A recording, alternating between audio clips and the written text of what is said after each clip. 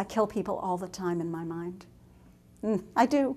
I think in the grocery store that I don't kill someone in the grocery store, but I think about what the murderer might eat after killing someone. You always hear they're hungry.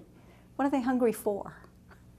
I owned a rare bookstore in Portsmouth, New Hampshire for 4 years, 1,000 years ago.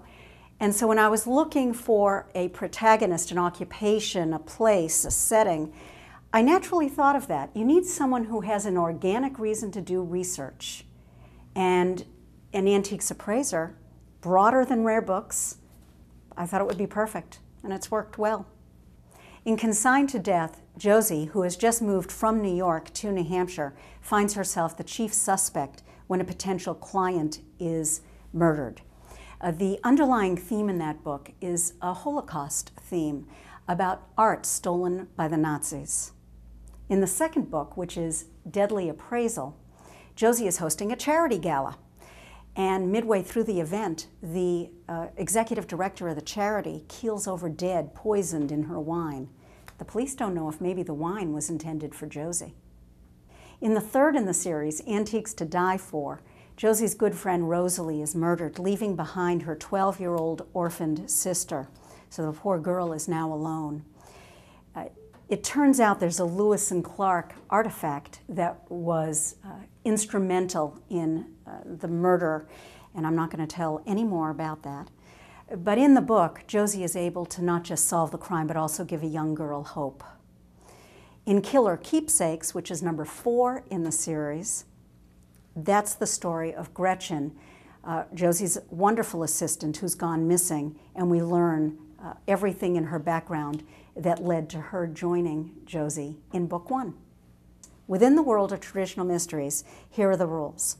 The first one is that the body, the killing, has to either have happened before the book begins or in the first or second chapter. Secondly, the murderer and the victim have to be known to one another. No random serial killers, nothing like that. Third, there's no explicit sex or violence. Fourth, there's no cussin'. I know, no cussin'. And finally, the solution has to depend on the deductive ability of the sleuth. No forensics.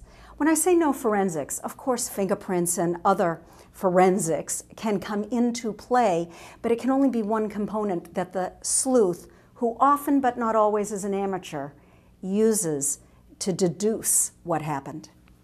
My books are very story-driven. It's a tight puzzle within the traditional mystery format, and the characters follow the plot. Josie and many of the other characters are very real to me. I know things about them that my readers don't know, and I sometimes wonder how I can bring them out so that the readers can share the pleasure with me. That said, there are things that I can't reveal. For example, Josie can't have sex.